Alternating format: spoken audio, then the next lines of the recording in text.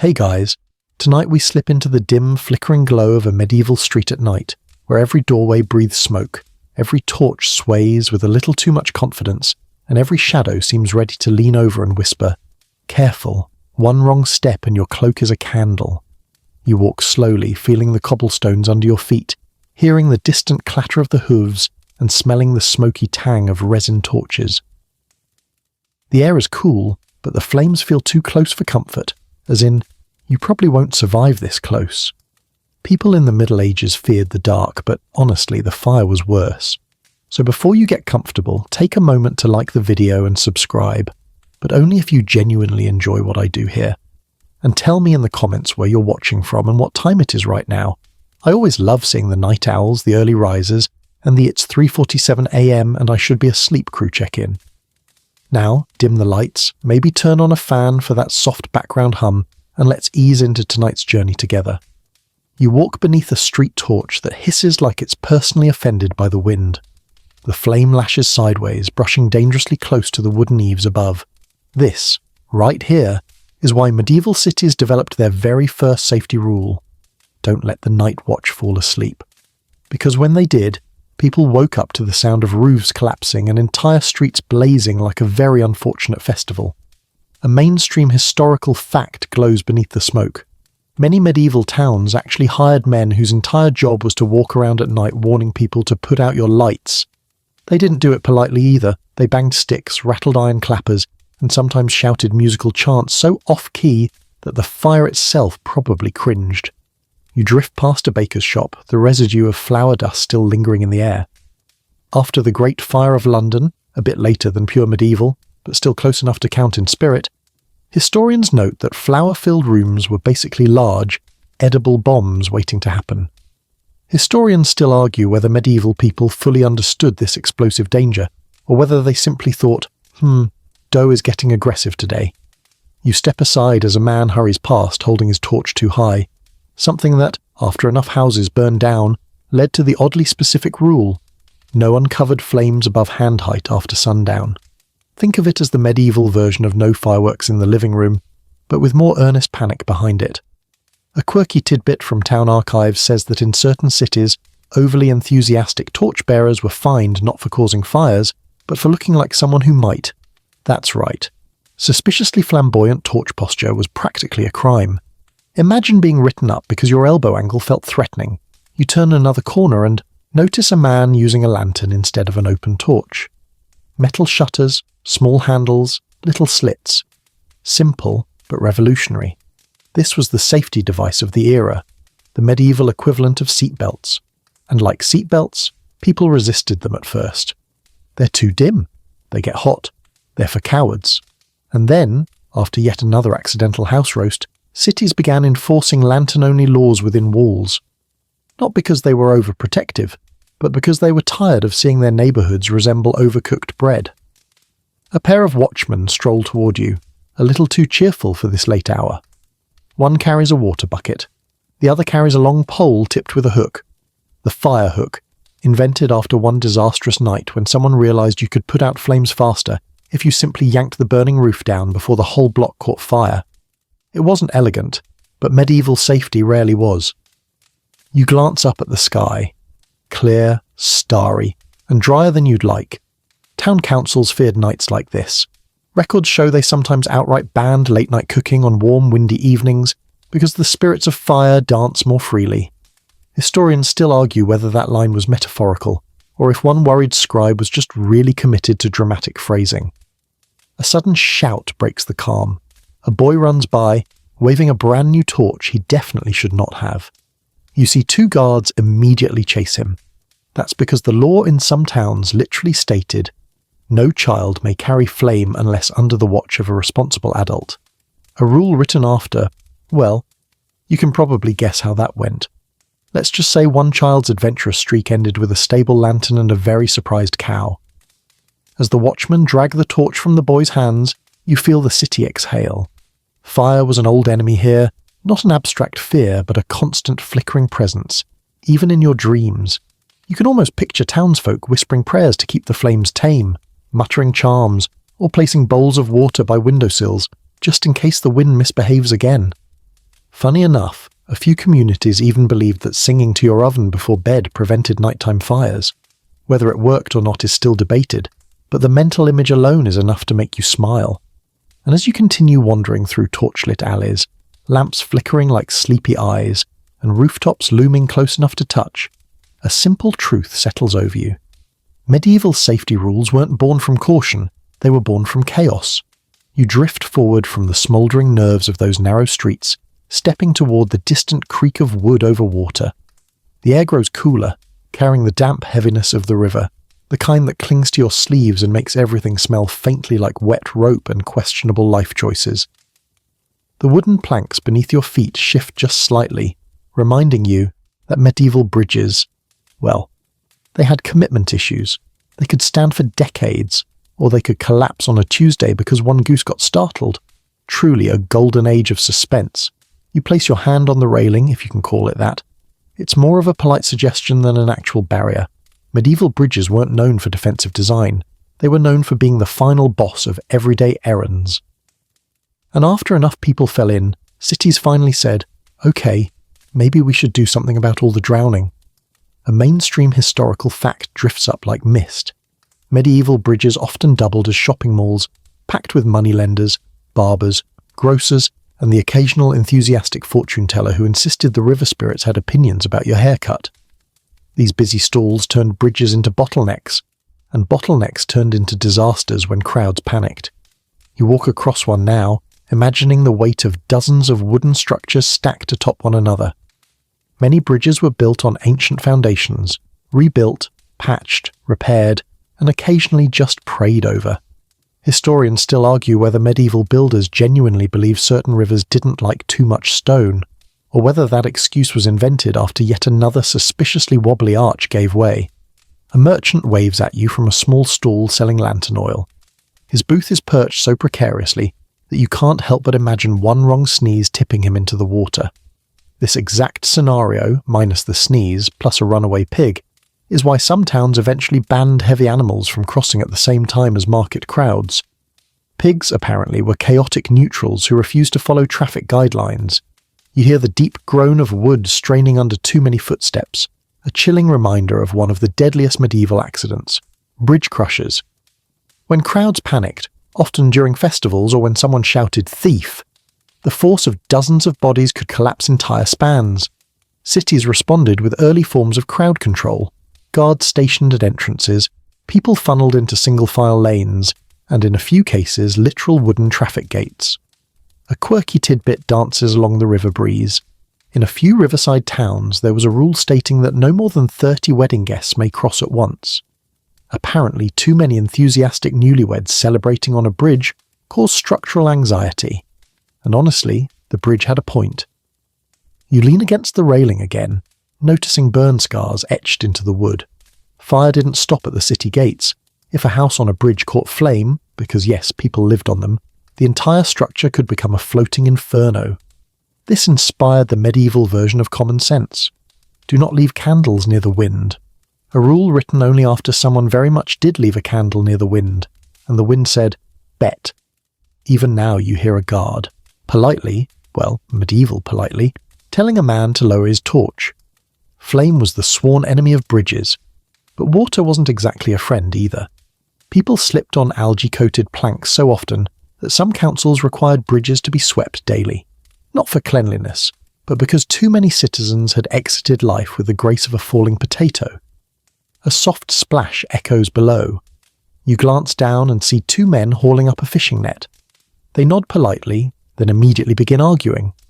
One claims the river spirits dislike lanterns, the other insists the spirits only dislike fishermen who whistle at night. Historians still argue whether people genuinely believed these rules protected bridges, or if it was just medieval petty energy at its finest. As you continue across, you notice something new, stone markers etched into the side railings. These were early safety signs, warning where the bridge narrowed and reminding travellers to walk single file. One reads, "Step carefully here, for the river yawns beneath." Another simply says, "Hold children tightly." Short, direct, ominous, medieval marketing at its best. And children, they were chaos incarnate on bridges. After one too many toddlers chased geese off the edge, Some towns adopted strict child-holding ordinances. Parents protested at first, probably claiming something like, "My son will not be restrained." Then the next festival happened, and the rule stayed. Ahead of you stands a small shrine to a local saint, placed there not out of piety alone, but because bridge workers needed all the spiritual reassurance they could get. One record even mentions a city that required bridge carpenters to leave a loaf of bread at the riverbank before reconstruction began. For luck, supposedly. Or possibly for ducks. Historians still debate this with surprising sincerity. A gust of wind rolls across the water, rippling through lantern flames. On nights like this, bridges sang, creaked, swayed, groaned. Medieval people feared this sound not because it meant collapse, but because it meant memory. Memory of the times the structure didn't groan, it simply snapped. You step onto the far bank, feeling the relief medieval pedestrians must have felt every day. For them, crossing a bridge wasn't a small task. It was an act of faith, an exercise in balance, a test of bravery, and occasionally a gamble with goats. And because of these daily gambles, cities eventually wrote the first real rules. Walk slowly. No torches near the stalls, one cart at a time, no pigs during peak hours, hold children, avoid sudden celebrations. It wasn't perfect, but it was a start that kept bridges standing longer, kept crowds calmer, and kept you, ideally, from taking an unscheduled swim. You keep walking, leaving the river's cold breath behind as the ground begins to rise beneath your feet. The streets narrow, twist, and then suddenly widen into a courtyard where a looming fortress watches you, with the subtle friendliness of a tax collector. Castles in daylight look heroic. Castles at night look like they're deciding whether you'll survive the staircase, and honestly, the staircase might have stronger opinions than the guards. You approach a stone entryway, ducking instinctively, because medieval architects apparently believed ceilings were optional and head injuries were character building. A torch flickers overhead, casting jagged shadows on the first spiral staircase you're about to climb. You place your foot on the step and immediately the slope feels suspicious, too steep, too narrow, slightly uneven, like someone measured it in the dark during an earthquake while being chased by a goose. But here's the thing, many of these flaws were on purpose. One mainstream historical fact every castle tour guide loves to mention. Spiral staircases usually wound clockwise because defending soldiers retreating upward could swing their swords freely, while attackers climbing up had their right arms smashed against the centre column. Effective? Yes. Comfortable? No. Medieval safety was often just medieval danger with better marketing. You grip the stone as you ascend, feeling each step change height ever so slightly. Another design choice. These irregular steps tripped intruders, horses, drunks, and, occasionally, innocent visitors who just wanted to admire the view without falling dramatically into local legend. Historians still argue whether builders intentionally varied the steps, or if accuracy was simply not invited to the construction site. A guard nods at you as you pass. He looks bored, leaning heavily on a spear, probably counting down the minutes to mead time. You imagine him running up these stairs in an emergency, armour clanking, boots slipping, lungs crying. No wonder castles eventually introduced no running on the keep stairs, the medieval equivalent of a school hallway rule, but enforced by the physical threat of falling 40 feet. Halfway up, you notice a low beam, so low it feels like a trap, and in a way, it was. After too many head injuries, castle stewards began painting beams white, or hanging tassels from them so guests wouldn't knock themselves unconscious. A quirky detail from household records says some families tied little bells from old religious costumes to warn visitors who were blessed with tall skulls. You continue upward, listening to the hollow echo of your footsteps. To your left, a narrow arrow slit funnels moonlight onto the steps. These slits weren't just for shooting arrows, they also doubled as early ventilation. But they had one unfortunate habit, letting in drafts strong enough to extinguish torches. After a few alarming nighttime stumbles, castles created rules requiring certain stairwells to be lit with caged lanterns instead of open flames. Probably because having your only light source blow out mid-step was the medieval version of a jump scare. You reach a landing and step into a hallway where the floor slopes downward. This wasn't a mistake. It helped drainage after major spills, which, in castle life, happened more often than you'd think. Spilled ale, spilled stew, spilled enemies. Slippery stones were legendary. Safety rules eventually emerged. Servants sanded the floors daily, and some nobles even issued slipper bans. Imagine being told, "No soft shoes allowed. They make you fall too gracefully." As you walk, you catch the faint scent of smoke drifting from a distant kitchen. Castles were fire hazards disguised as status symbols. One record mentions that after a small blaze in a royal guest room, caused by a candle attempting parkour off a windowsill, the steward implemented a rule that all candles must be placed inside metal bowls, essentially medieval flame-proof cups. You brush your hand across a cold stone wall and feel the uneven texture. These walls were thick, sometimes up to 12 feet, and inside them ran hidden passages. Many of these passages were narrow, cramped, and absolutely not built with ergonomics in mind.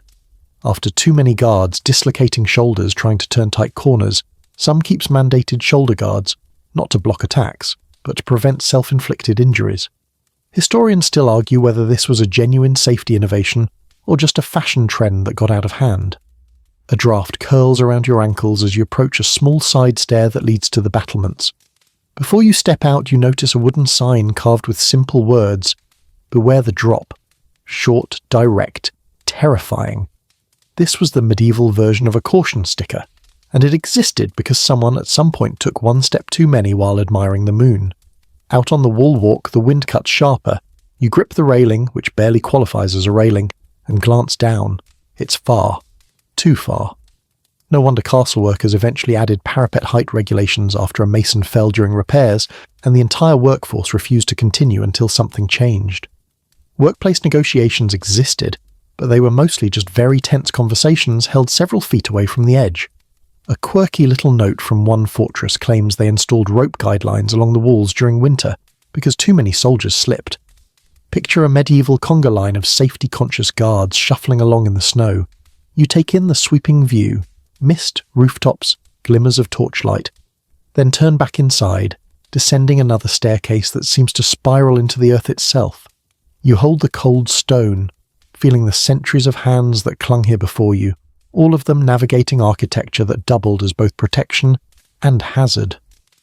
By the time you reach the ground floor again, one truth settles quietly into your mind.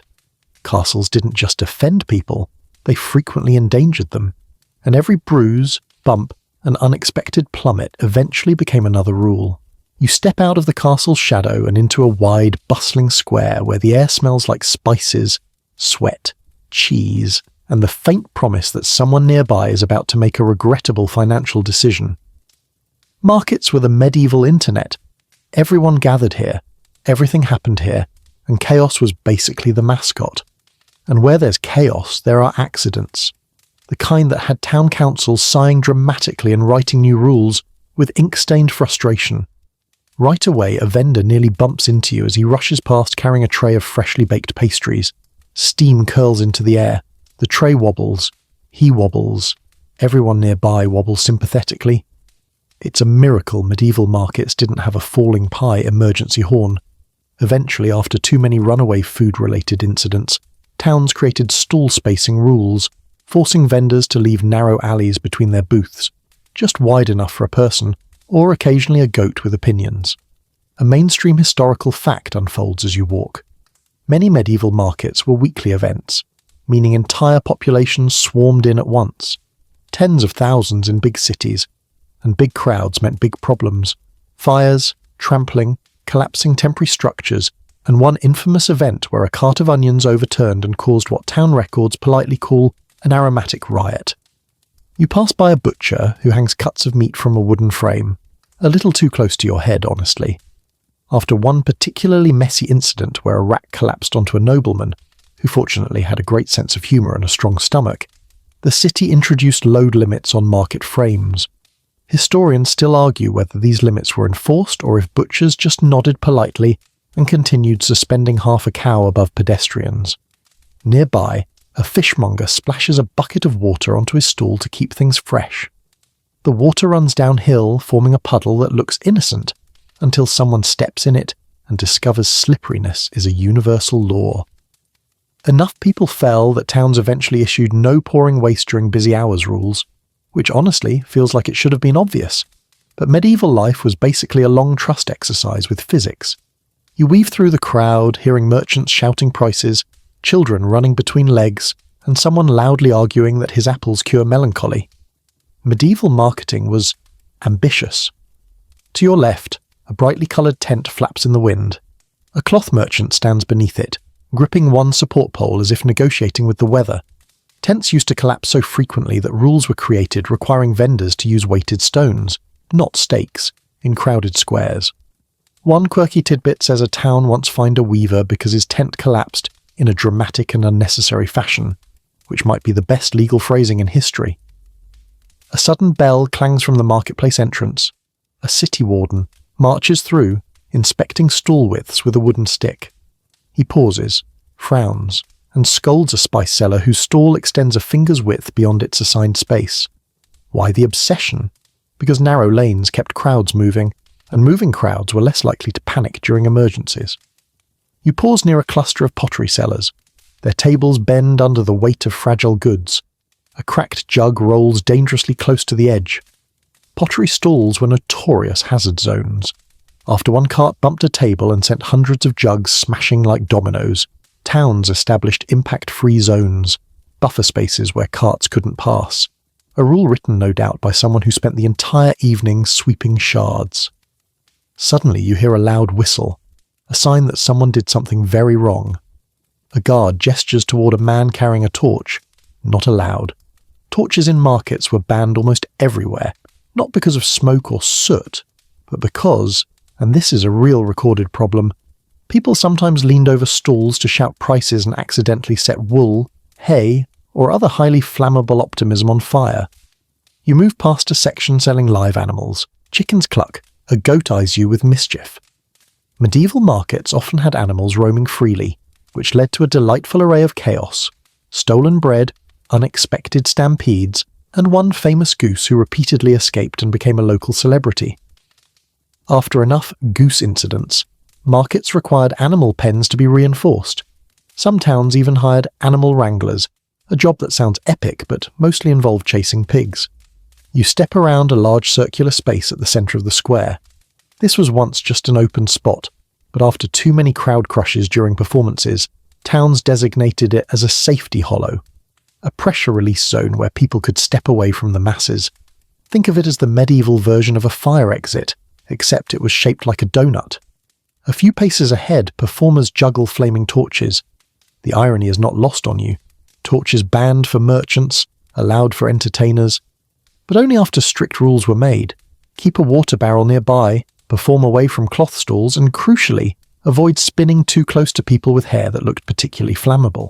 Historians still debate whether market wardens enforced these rules consistently, or if they simply waved their sticks dramatically and hoped for the best. As you walk toward the edge of the square, passing bakers, wool merchants, musicians, and one questionable man selling miracle beans, you realise the marketplace wasn't just the economic heart of the town, it was a daily obstacle course of hazards waiting to happen. And every accident, every slippery spill, every collapsing tent led to another carved wooden sign, another shouted rule, another irritated warden pacing with a measuring stick. By the time you step out of the chaos and into a quieter street, one truth settles softly, like dust after a long market day. Medieval safety didn't begin with careful planning. It began with very loud lessons.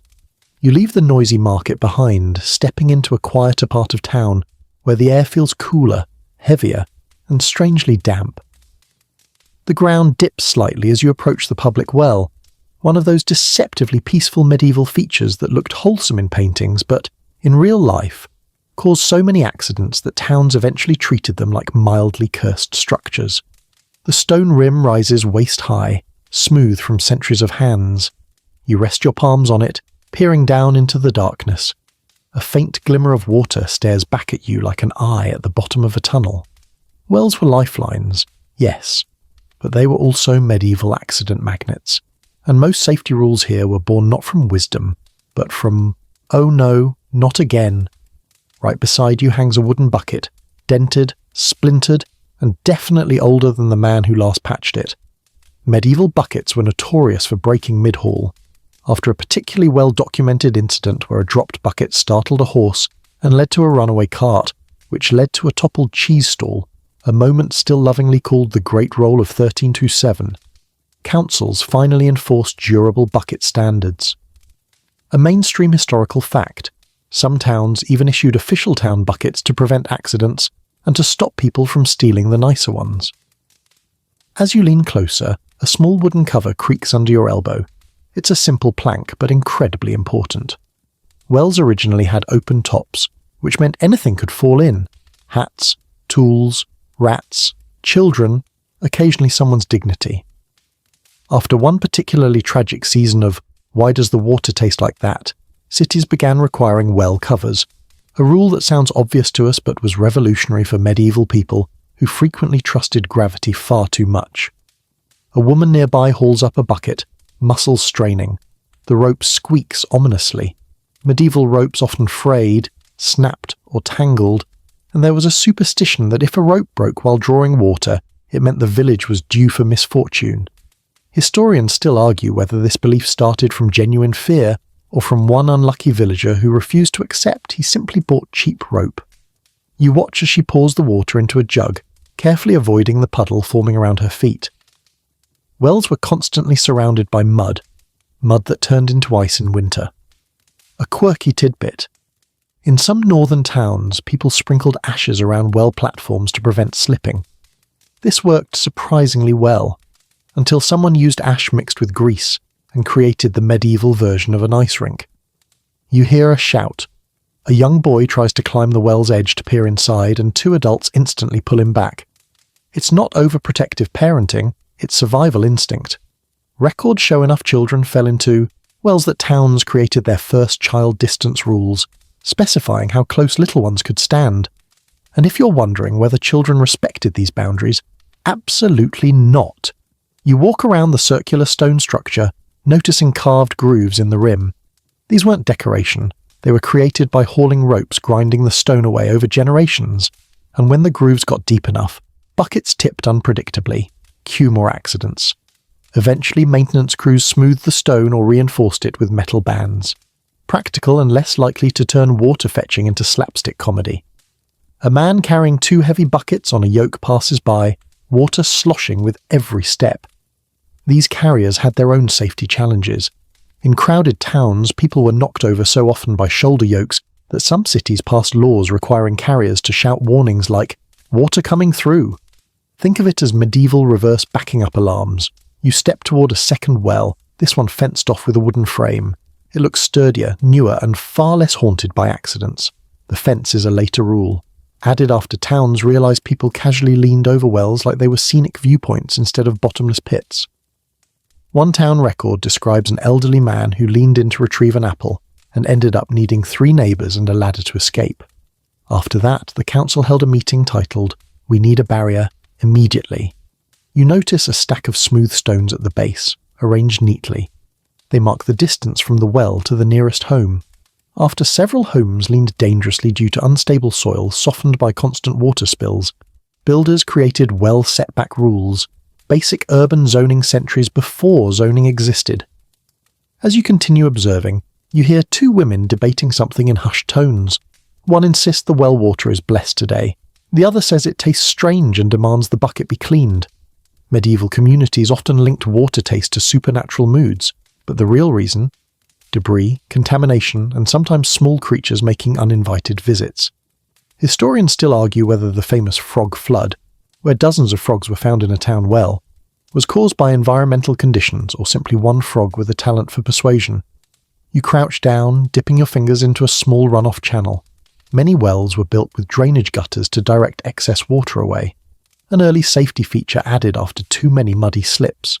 In some towns, guilds were responsible for keeping these gutters clear, and anyone caught blocking them with trash was fined or publicly shamed. You can imagine the announcement, "Behold, the man who threw onions into the water path." A soft wind brushes your face as a warden approaches, checking the well's structural stones with a small mallet. Tap, tap, listen, tap again. This wasn't overkill, it was survival. A collapsing well wasn't just an inconvenience, it was a disaster. And while medieval people weren't engineers in the modern sense, they understood that cracked stones led to sunken nightmares. By the time you straighten up, feeling the cool air swirl through the well's hollow breath, one clear thought rises.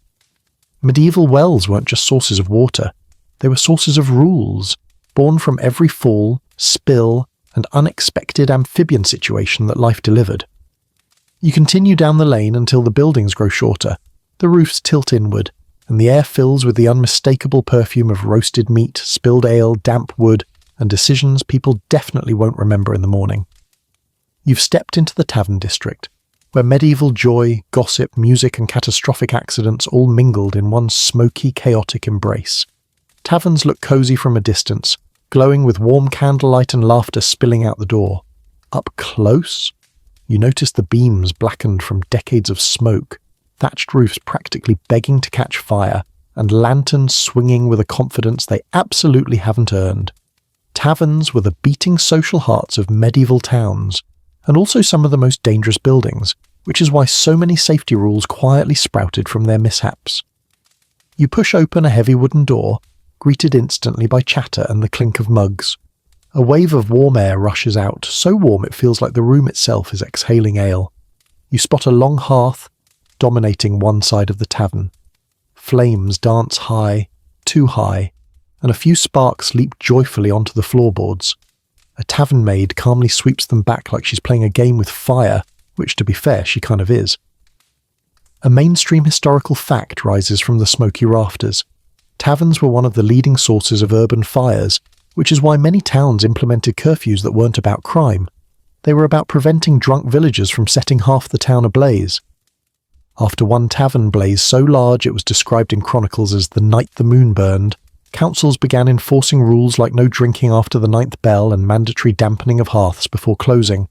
You make your way through the crowd, noticing how tightly packed everyone is. Elbows everywhere, boots everywhere, a rooster on someone's lap for some reason. Before crowd control rules existed, taverns often became scenes of chaos. Records even describe brawls so big they spilled into the street and blocked horse traffic, forcing towns to issue early occupancy limits. Imagine a guard shouting, "Sorry, we're full. Try the tavern down the lane. Fewer flying mugs tonight."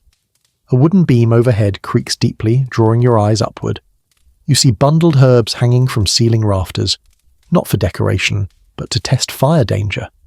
If they crisped too quickly, it meant the air was dangerously hot or smoky, and the hearth needed to be smothered. A quirky tidbit. In some regions, tavern owners were fined if their rafters collected too much soot, because excessive soot meant the building could ignite faster than a gossip rumour. You slide onto a bench near a group of labourers. One leans too close to a lantern, and a warden instantly smacks his shoulder with a short stick. "No open flames near the barrels," he shouts, and there's a good reason.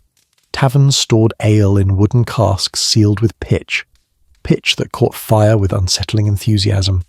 After enough barrels exploded like medieval confetti, strict rules appeared requiring lanterns to be caged and placed at least an arm's length away from anything flammable. Which, in a tavern, was basically everything. The music grows louder as a man begins playing a lute with dramatic flair. A dog howls, someone claps offbeat. It's chaotic but charming, until a mug crashes to the floor, shattering across the boards. A child darts in to help clean it up. The barkeep grabs his shoulder before he reaches the shards. Broken pottery was a serious hazard. Enough people sliced their feet open that taverns eventually adopted nightly sweep rules, mandatory sweeping every hour during busy nights. Some even used fine sand on the floor to absorb spills and soften falls. Historians still argue whether this sand was genuinely practical or just an excuse not to mop. You head toward a quieter corner where a couple sits beside a shuttered window. The shutters are locked thick with wooden bars, not for security from the inside. No, this was a safety rule. After storms blew windows inward and sent shards everywhere, taverns started reinforcing shutters at night. One chronicle describes a gust of wind so strong that it sent a window flying like a vengeful spirit into a table of unsuspecting drinkers.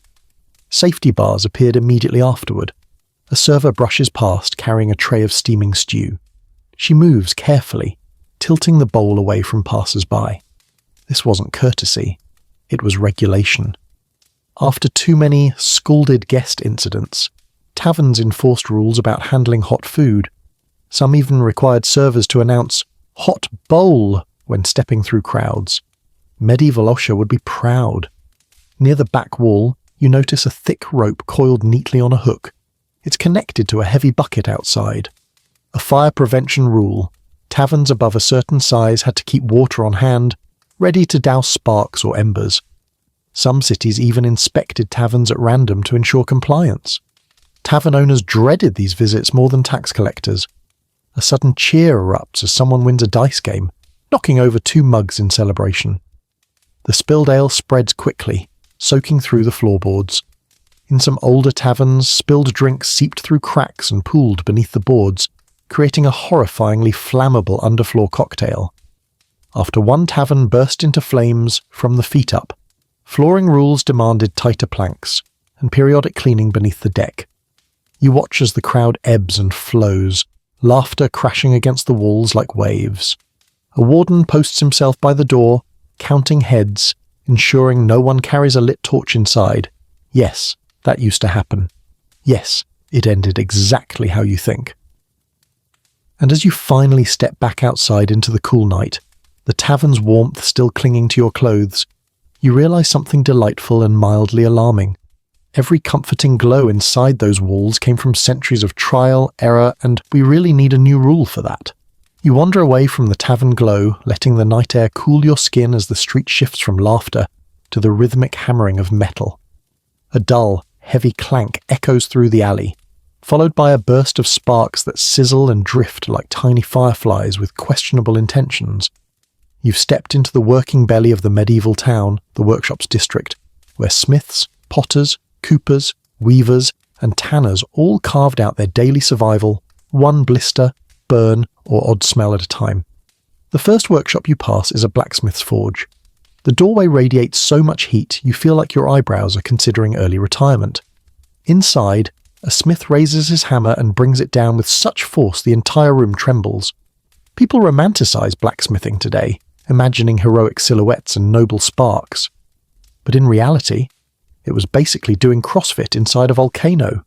You step inside anyway, blinking through the smoke. Sparks cling to the air, clattering off your boots. And here's the mainstream historical fact. Blacksmiths accounted for a huge portion of workplace injuries, prompting some of the earliest documented safety rules in towns. These included mandatory spacing between forges, designated cooling troughs, and prohibitions on operating bellows too enthusiastically. Because yes, multiple towns recorded accidents where the fire jumped with great vigour. The smith nods at you, wiping sweat from his brow with a cloth that looks dangerously flammable. Behind him, an apprentice pumps the bellows, clearly trying to impress someone. The fire roars. Too much. The master smacks the apprentice with a boot, gently, because medieval safety was often just, "Don't do that, or you'll set your hair on fire." Eventually, guilds formalized this into written rules. Bellows must be pumped at steady intervals to avoid sudden flare-ups.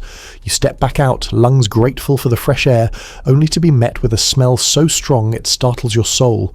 You've reached the tanners.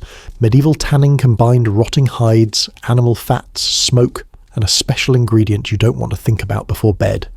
After one too many noxious fume incidents, towns forced tanneries to operate near rivers and downwind from living quarters. Historians still argue whether this was purely for health or because neighbours simply got tired of smelling despair. A quirky tidbit. Some towns required tanners to hang warning flags on windy days so pedestrians could avoid being accidentally fumigated. Imagine walking home and thinking, the red flag is up. Best take the scenic route unless I want my cloak smelling like existential dread. You continue deeper into the district, passing a potter's workshop.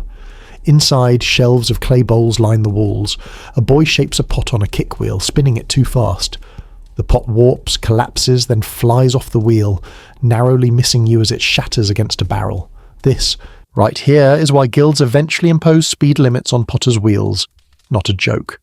Some wheels moved so fast they injured potters, customers, or innocent bystanders who were just trying to mind their business. A kiln glows in the back, its heat thick and shimmering. Kilns exploded. A lot. Wet clay, uneven firing, or too much fuel could turn the kiln into a medieval grenade. After one particularly famous kiln explosion destroyed part of a workshop and singed a magistrate's beard, strict rules emerged. Kilns must be checked for cracks weekly, and wood fuel had to be seasoned properly. The beard incident is still referenced in guild minutes with suspiciously polite wording. Further down, a cooper, a barrel maker, hammers metal hoops around wooden slats. The sound is sharp, almost musical, but barrels weren't always friendly. Improperly fitted hoops sometimes shot off like metal hula hoops of doom. After a travelling merchant suffered an eyebrow-related tragedy, cooping guilds enforced hoop-checking guidelines. Medieval people took barrels seriously. Liquid storage was life, or apparently a projectile hazard. You turn a corner and step into a weaving shop. Threads hang from every beam, the air filled with the soft click-clack of looms. Here, the danger wasn't fire or explosions. It was entanglement. Enough weavers got caught in warp threads that guilds eventually required apprentices to tie back their hair and avoid loose sleeves. A rule modern workplaces would call common sense, but medieval people learned through trial and very painful error. In a corner, two women spin wool using drop spindles. Their motions are slow, methodical, almost hypnotic. But spindles dropped onto feet, rolled into fires, or tangled in skirts.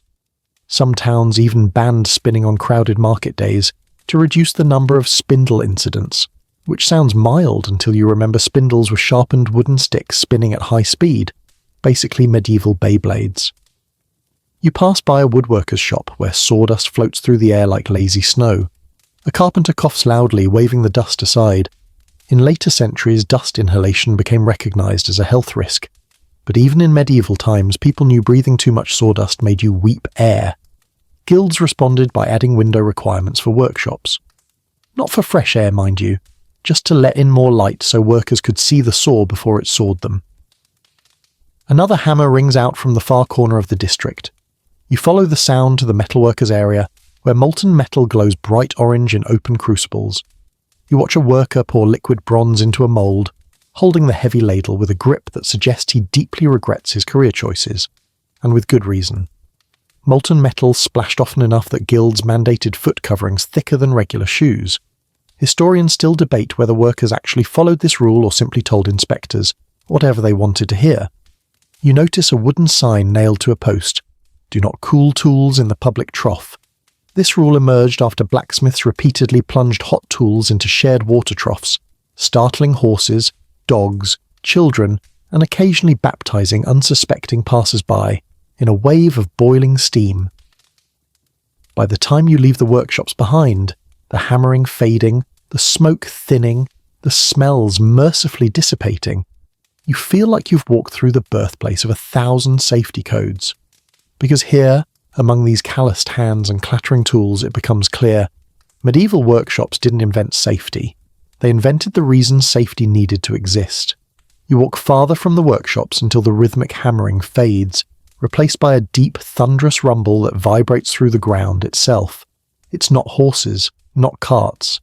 This sound comes from something larger, older, and hungrier. As you turn a corner, the landscape opens into a wide clearing where a mill looms over the river. Dark, hulking, and groaning like it's wrestling with its own thoughts. Mills were the industrial giants of the medieval world, towering over their surroundings with spinning wheels, grinding stones, and enough mechanical force to pulverize grain, timber, bones, or the occasional carelessly placed shoe.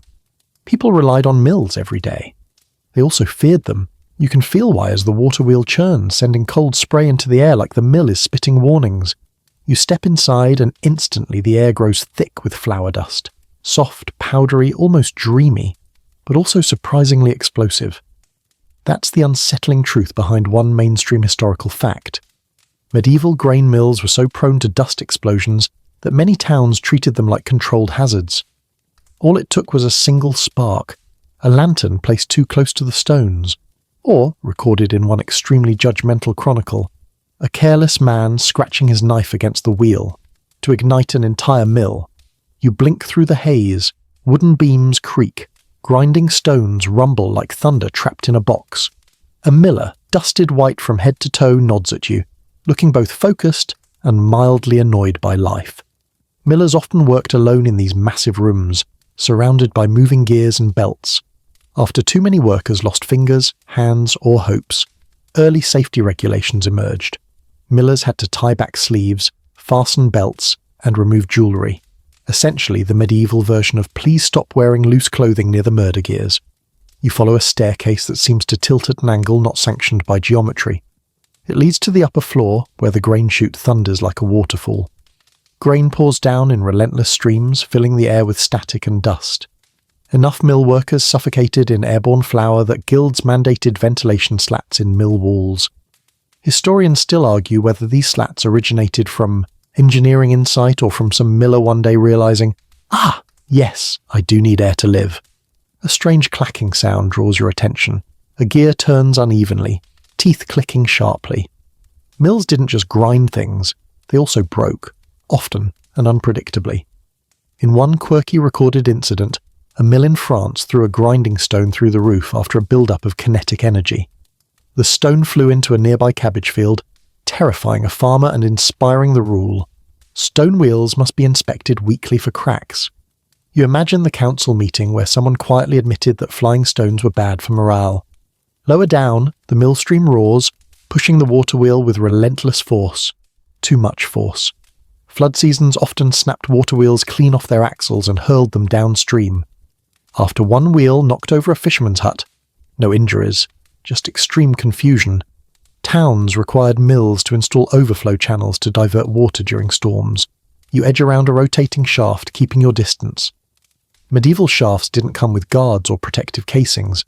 They were just big spinning sticks of danger. Too many people's clothing got caught, prompting mill owners to enforce surface sanding so shafts were smoother and less likely to snag fabric. This rule worked, moderately well. A miller walks past you carrying a torch. Instantly, 2 assistants shout, scrambling to extinguish it. No open flames near the grainstones. Ever. After a series of dust fires, mills adopted strict lantern distance rules, requiring any flame to be kept behind heavy shutters or used only in stone-walled rooms. A few towns even required millers to work in near darkness at certain hours to reduce fire risk, a safety measure that was also a vibe. You continue upstairs to the storage loft. Bags of grain are stacked higher than your head, creating narrow aisles that feel like walking through a maze of edible cliffs. Before safety rules existed, these stacks collapsed alarmingly often. One mill collapse resulted in the Great Oat Avalanche, which buried a miller waist-deep and apparently embarrassed him so much he changed careers. After that, stacking guidelines appeared, including the directive: no taller than a tall man plus one hand, a measurement system both precise and chaotic. Windmills had their own hazards. Their sails rotated with brutal force, and inattentive workers sometimes walked straight into them. Chroniclers wrote the warnings bluntly: approach not the sails unless you wish to be struck most grievously. Eventually, some windmills added fencing around the sail perimeter, a surprisingly modern innovation disguised as wooden half-circles. As you descend back to the main floor, the whole building trembles with each turn of the wheels, each grind of the stones. You feel it in your bones. These machines were alive in their own way, unpredictable and powerful. Near the entrance, you notice a carved wooden plaque listing mill rules: tie sleeves, no torches near grain, inspect wheels weekly, keep children out, do not shout near the horse, long story. Mind the gears, they mind you not. That last line feels especially wise. Outside, moonlight glistens on the water wheel. It churns endlessly, a reminder that in medieval life, danger often powered survival. And as you stand there listening to the wheel groan and splash, you understand. Mills weren't just dangerous. They were medieval death machines so important that people learned to tame them, one accident at a time. You leave the mill behind, brushing flour dust from your sleeves, stepping back into the open night where the path widens and the distant clatter of hooves fills the air. Before long, the road becomes a living river of movement. Horses, carts, wagons, porters, and the occasional stray dog weaving through it all, with a confidence that suggests it pays no taxes and fears no laws. Welcome to the unregulated traffic zone of medieval life, where every journey was part adventure, part obstacle course, and part, I hope my insurance covers this, even though insurance absolutely did not exist. A cart rattles past, its wooden wheels squealing like they're auditioning for a horror movie. You instinctively step aside. Good choice, because medieval carts didn't swerve for pedestrians the way modern drivers do. In fact, the earliest street safety rules came from incidents where carts trampled people who simply assumed the driver would stop. Spoiler, many did not. A mainstream historical fact rolls with the cart's shadow.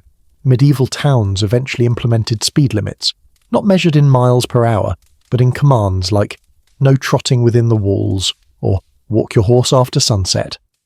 Apparently, too many nighttime horse accidents inspired the medieval equivalent of, "Sir, slow down, you're galloping inside a crowded economic centre." Closer to the city gate, a pair of oxen plod forward, pulling a heavy wagon full of firewood. The driver shouts, cracking his whip in the air. The oxen respond with all the urgency of a Monday morning. But oxen weren't the problem. It was their horns. After several incidents where pedestrians learned, painfully, that ox horns have very little give, some towns required handlers to tie red cloths to horn tips as warning flags. Early traffic cones, but angrier. As you move through the street, you spot a narrow wooden walkway raised above the mud. This wasn't luxury, this was survival strategy. Medieval roads were muddy, uneven, and often filled with delightful mixtures of waste and rainwater. After enough people slipped under horse hooves, councils introduced pedestrian walkways, one of the first examples of separating foot traffic from hoof traffic. You step onto one now, enjoying the small illusion of safety, until a cart scrapes by and takes a chunk out of the walkway's edge. That's why cities introduced cart width regulations, limiting axle length so wagons couldn't hog the streets. Historians still argue whether merchants complained loudly or quietly about these new rules, but judging by human nature, probably loudly. A horse neighs behind you. You turn just in time to see a courier racing past, cloak billowing dramatically.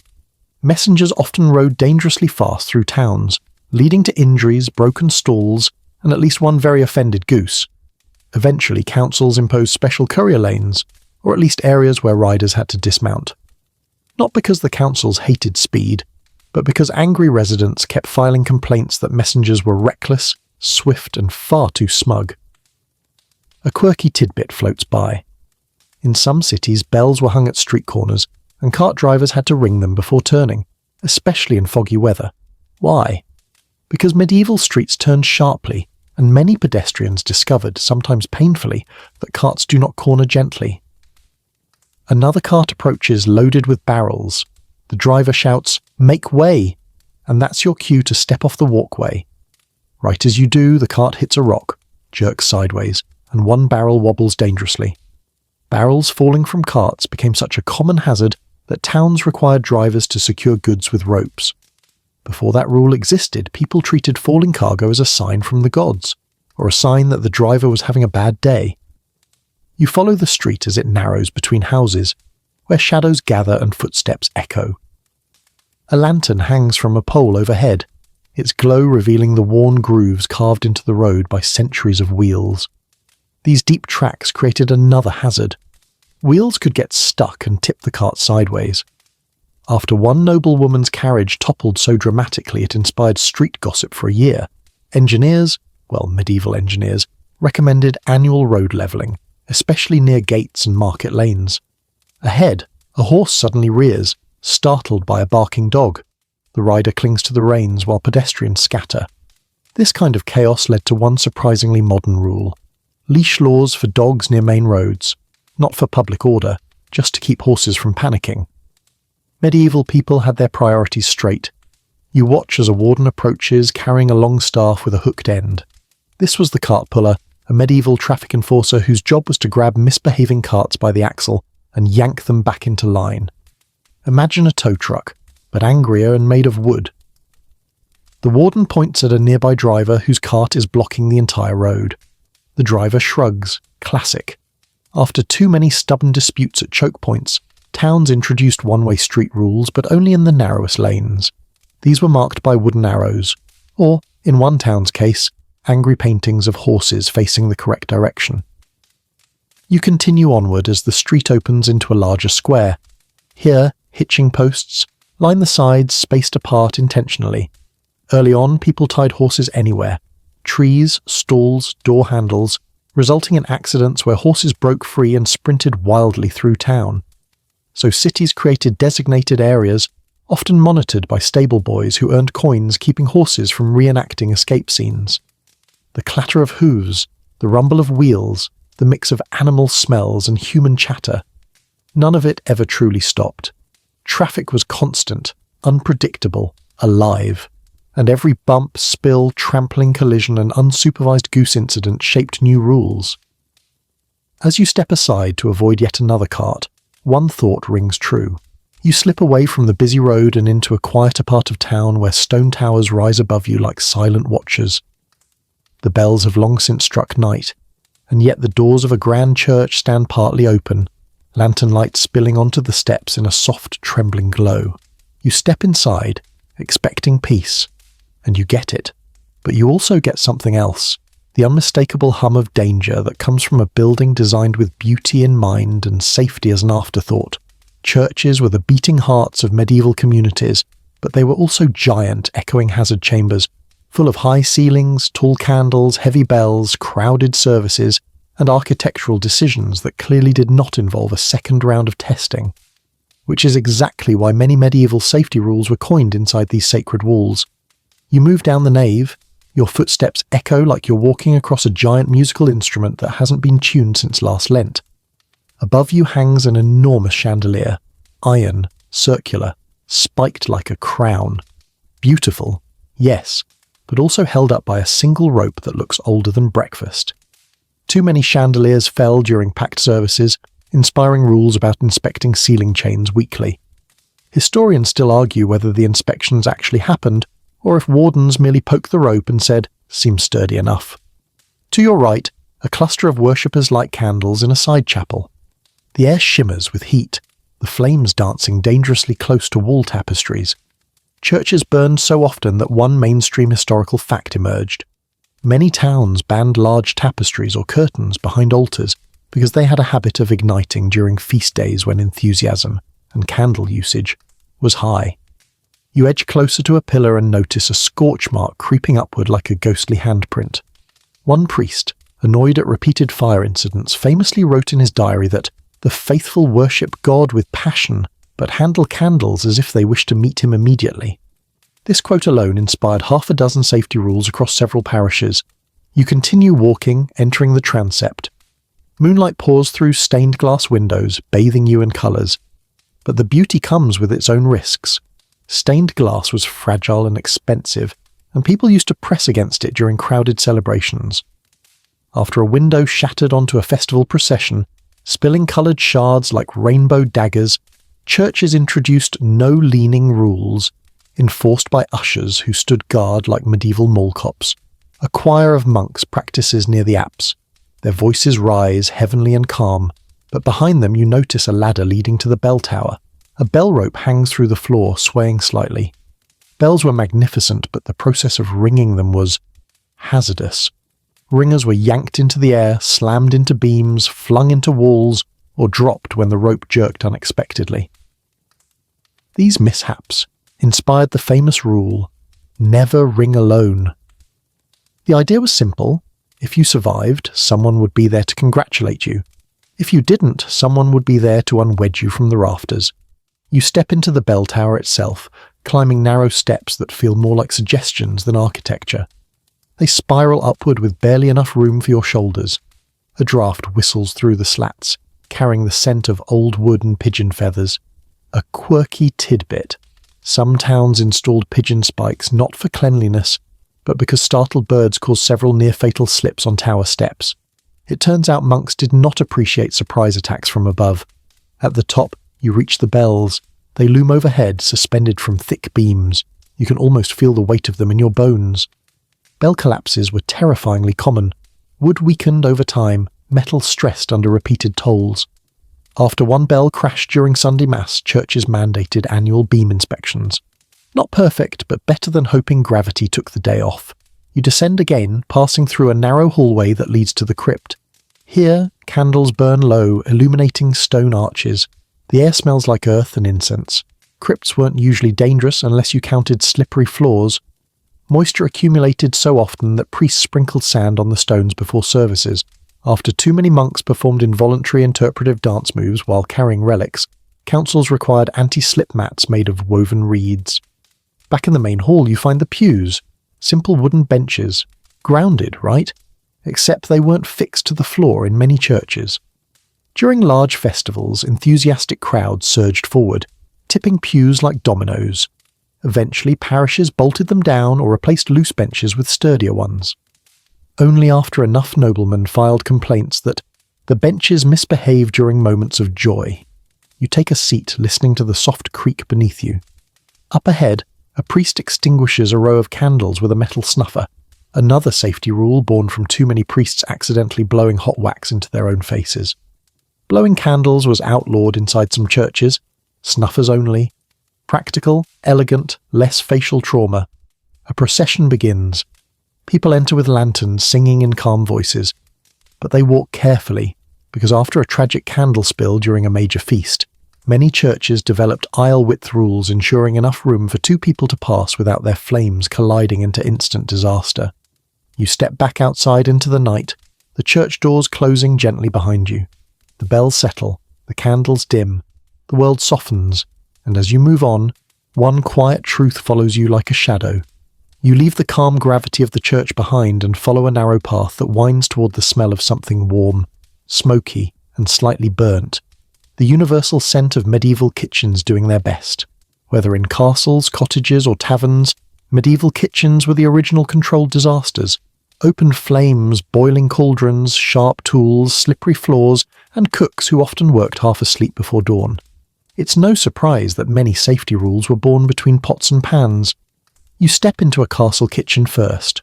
Large, echoing, bustling. The air is thick with steam, and the sizzling of meat roasting on iron spits. The heat hugs you instantly. It's the kind of warm that feels comforting at first, then starts to feel like you're being slow cooked.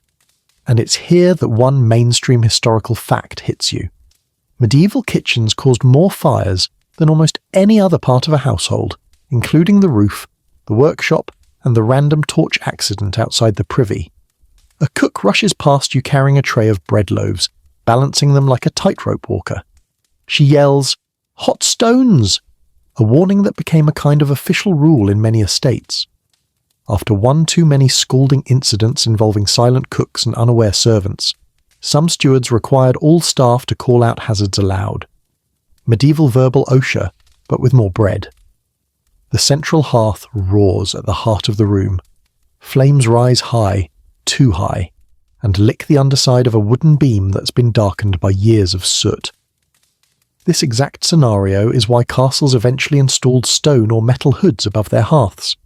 Historians still argue whether these hoods were invented for safety or to keep the stew from tasting unintentionally smoky, though honestly, medieval stews had bigger problems than flavour notes. Nearby, a cauldron the size of a bathtub bubbles ominously. It swings gently from an iron tripod, and every swing looks like a lawsuit waiting to happen. Lawsuits weren't really a thing, but dramatic injury complaints definitely were.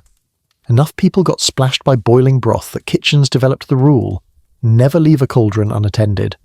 A rule that sounds like common sense until you learn just how often medieval cooks had to run off to stop chickens, children, or nobles from wandering into danger. A young scullery boy kneels beside a bucket of water, scrubbing carrots with a look of profound boredom.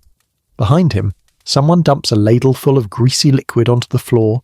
It spreads, glistening under the firelight. You immediately understand why many kitchens adopted sand-covered floors, to absorb spills, soften footsteps, and keep cooks from discovering the comedic but painful realities of slipping on fat. A quirky tidbit waits on a nearby table, a wooden paddle carved with small notches. It's a burn stick used to measure how far a cook must stand from the hearth while stirring hot pots. Why? Because people kept leaning too close and catching their sleeves on fire. After an incident described in a chronicle as "a monk lost his robe in a most undignified manner," monasteries and castles alike introduced sleeve-tightening rules. During kitchen duty, you move toward the ovens, small cave-like chambers glowing with orange heat. A baker slides dough inside with a long wooden peel. The door is just a slab of wood with iron hinges. Before safety guidelines, bakers reached inside without gloves. Predictably, that went terribly. Eventually heavy cloth mitts were introduced. Crude, but better than turning hands into artisanal toast. Bread ovens had another danger: smoke backdrafts. If the flue was blocked, even slightly, the oven could belch hot air directly into the room. One town's records describe an incident where 5 loaves were launched across the kitchen, like stones from a catapult. After that, chimney inspections became weekly obligations. Speaking of chimneys, you look up and see one stretching into darkness. Soot falls like black snow each time someone prods the fire. Chimneys clogged often, leading to internal smoke buildup. Entire households awakened, coughing through pitch-black clouds. So kitchens adopted chimney raking rotations, where someone, usually an unlucky apprentice, was assigned to scrape soot off the walls. A risky job, but essential. You wander further and stumble into the meat prep area, where carcasses hang from hooks. Butchery was an art, and a hazard. When knives were large, tables were slippery, and lighting was dim. After a particularly embarrassing case where a cook accidentally chopped through the table leg instead of the meat, households created the rule: sharpen knives only in daylight. From there, you slip into a cottage kitchen, much smaller, but no less chaotic. Here, everything is closer together. The hearth, the sleeping area, the stools, the goats. Why is there always a goat, you wonder? Cottage kitchens burned down frequently, especially when children played too close to the fire. Some villages introduced child distance markers, little circles drawn with chalk around the hearth. Ironically, children treated them as challenge zones. A woman tends a stew, while a basket of herbs hangs dangerously above the flame. Herbal drying was common, but herbs fell, caught fire, and caused multiple incidents. Eventually, villagers adopted the rule: dry herbs above windows, not fires. A small change, but one that saved a lot of roofs. You step back outside, the scent of smoke clinging to your clothes, and look up at a starry sky. You breathe fresh air and realize how fragile medieval life was around the hearth. That essential, beloved, but unpredictable beating heart of every home. And as the night breeze cools your face, one truth simmers just below the surface. You leave the warmth of the kitchens behind and step into a world that is somehow louder, brighter, and far more dangerous. Medieval entertainment. The city outskirts burst into colour and noise as you approach the open field, where tournaments, fairs, festivals, and all manner of fun take place. The kind of medieval fun that regularly sent people limping home, with splints, bruises, or unexpected news stories for confession. Medieval entertainment was exhilarating. It was spectacular. It was also, statistically speaking, a terrible idea. Every joust, every parade, every acrobat tripping over their own enthusiasm helped create the earliest crowd control and public safety rules. Right away you step into a fairground where tents ripple in the night breeze, candles glow inside coloured canopies, music blusters from a trio of musicians, and the smell of roasted meat spins through the air like an invitation. At first glance the place feels magical, but a second glance reveals hazards everywhere. Uneven ground, open flames, excited horses, vendors yelling too loudly, and rope lines that people ignore with legendary confidence. A group of jugglers toss flaming torches into the air. You instinctively step back, good instinct.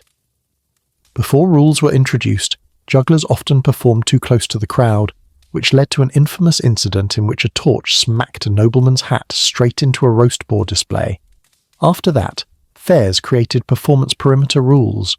Jugglers must perform within marked circles, at least one adult arm span from any wig, beard, or poultry.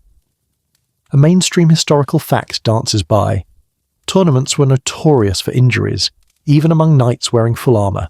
Helmets cracked, lances splintered, and spectators got hit by flying debris often enough that cities implemented the earliest barrier fences around the lists.